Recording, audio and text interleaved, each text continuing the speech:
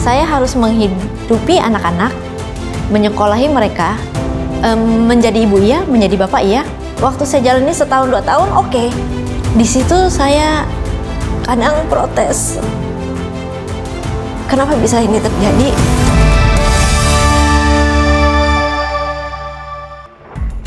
Dalam sebuah rumah tangga, baik suami ataupun istri pasti akan sama-sama mengharapkan tidak hanya awal saja yang bahagia, tapi juga akhir yang bahagia bahkan sempurna.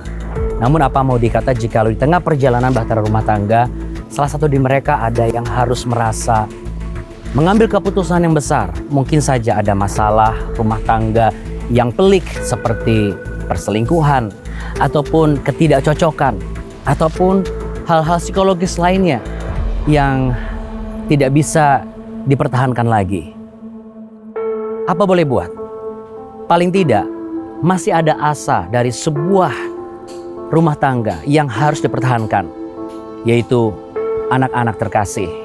Kali ini saya akan berbincang-bincang dengan seorang sahabat, bukan hanya tentang bagaimana bisa bertahan, tetapi juga solusi untuk menemukan sebuah harapan. Halo Bu Jennifer. Halo Kak Andi. Pak Shalom, Andi ya? shalom. Shalom Pak Andi. Ya. Gimana kabarnya? Baik Pak Andi. Ya puji Tuhan, ini kita udah minta waktu. Makasih banget sudah mau Aku juga berkenan thank untuk kita you. ngobrol-ngobrol. Ya, ini kebetulan ini adalah satu momen yang menurut saya spesial. Kenapa? Karena ini awal tahun baru ini. Benar. Tentu orang punya pengharapan baru ya. Nah, tapi di awal pembicaraan kita ini aku pengen tahu dong, untuk bagi-bagi semua yang ada di pemirsa juga, sahabat di rumah, boleh nggak cerita sedikit mengenai status Anda sebagai katakanlah single parent gitu ya, sebagai seorang wanita atau seorang ibu yang membesarkan anak dengan konotasi tanpa seorang pendamping atau suami. Boleh ceritakan Bu Jennifer seperti apa awalnya, bagaimana, tahun berapa, dan ada kejadian apa yang latar belakang itu? Oh, jadi gini Pak Andi. 10 tahun yang lalu ya, tepatnya ya di 2012. Jadi ada kejadian yang tidak mengenakan dan di luar dugaan saya. Karena tadinya kita tuh saya dalam keadaan hamil, terus anak pertama usia 2,5 tahun. Saya tuh merasa bahagia sekali. Saat itu saya merasa sangat nyaman dalam kehidupan saya, dan terjadi sesuatu itu di luar dugaan saya, dan mau nggak mau saya mesti menghadapi ini. Nah itu yang Kejadian apa yang membuat akhirnya menghadapi ini? ya. Kalau boleh diceritakan. Jadi rumah tangga kita tuh dulu oke. Awalnya oke, baik-baik Awalnya saja. oke, baik-baik aja. Ya. Namun ada kejadian perselingkuhan dari pasangan. Ya. Lalu sayanya juga agak kaget saat itu karena dalam kondisi hamil. Kita sambil jalan boleh Bu, Boleh. biar agak sedikit santai. Boleh. Iya. Tentu pada masa itu tidak mudah untuk seorang wanita menghadapi persoalan yang sepelik itu ya, karena menemukan bukti bahwa itu terjadi sebuah perselingkuhan, bukan salah paham ya? Bukan salah paham ya? Bukan. Jadi awalnya itu kenapa bukan salah paham? Karena awalnya itu saya mencoba tutup mata. Oh, artinya sudah melihat tapi mencoba untuk mendinai itu, mencoba Iya, untuk benar. menyangkal itu bahwa Benar. ini terjadi, ini nggak terjadi gitu ya. Iya benar. Jadi bukan asumsi, bukan praduga, bukan kecurigaan, tapi Bukan. sebenarnya sudah terjadi. Akhirnya harus keluar dari rumah dan tidak berusaha untuk mempertahankan. Sudah. Justru saya berusaha untuk mempertahankan, namun terjadi di hari itu adalah pemaksaan untuk segera untuk keluar dari rumah. Oke. Jadi saya juga kan nggak mau anak saya yang 2,5 tahun itu melihat adegan-adegan yang tidak pantas. Ibu, kita akan bahas lagi lebih lanjut di dalam, boleh ya?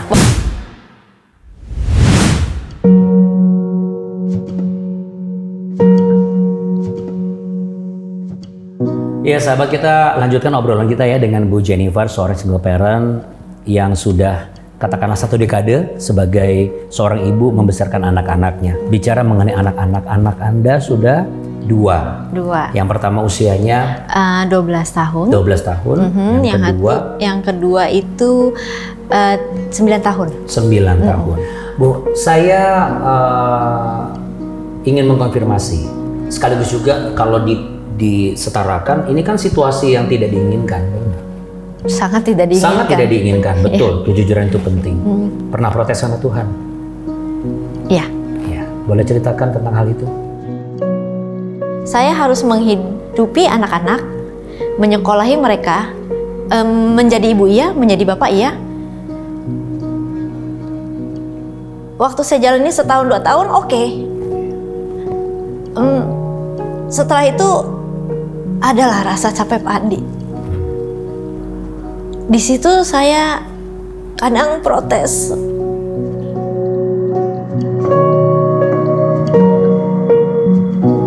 Kenapa bisa ini terjadi? Saya menerima keadaan ini. Saya bahagia sama anak-anak. Tapi saya lupa untuk memaafkan diri saya sendiri.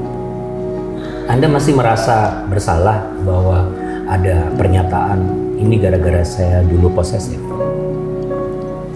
Seandainya saya tidak posesif, atau masih seperti itu? Enggak juga sih Pak Andi. Karena itu ada, pasti ada. Namun tidak melulu tentang itu. Gitu loh.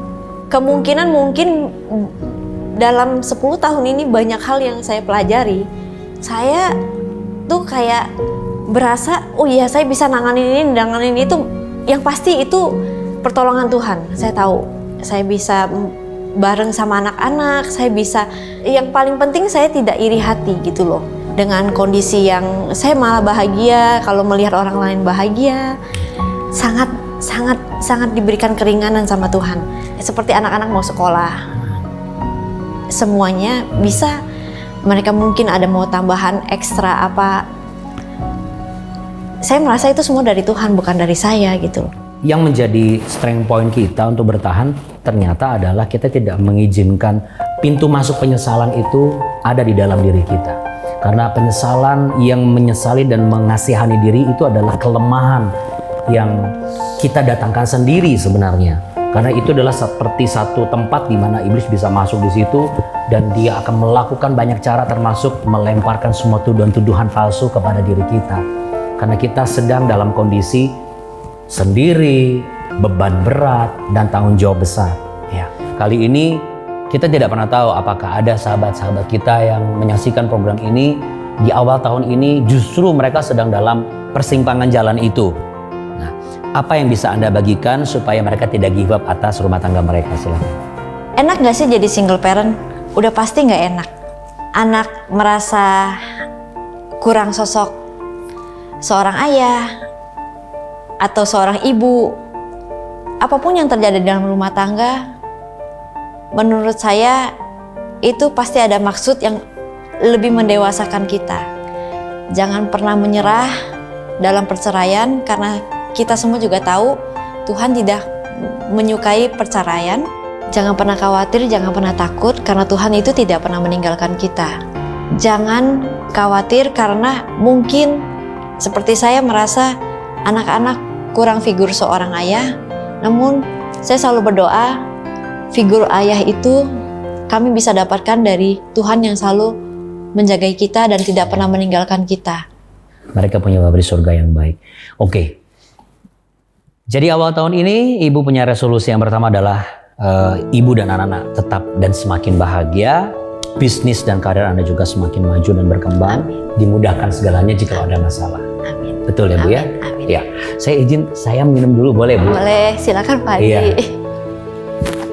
Terima kasih sudah bincang-bincang yang luar biasa. Kami sangat menghargai waktu Bu Jen dalam perbincang ini. Salam kasih kami untuk Charlotte dan juga Matthew. Biarlah anak-anak Ibu menjadi anak-anak yang ke depan bertumbuh dengan pesat, pintar, takut akan Tuhan, Amin.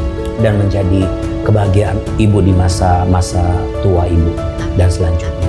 Ya, Tuhan berkati ya Bu. Tuhan berkati juga Pak Adi. Makasih Thank banyak, you Bu. ya. Makasih Pak banyak. Adi.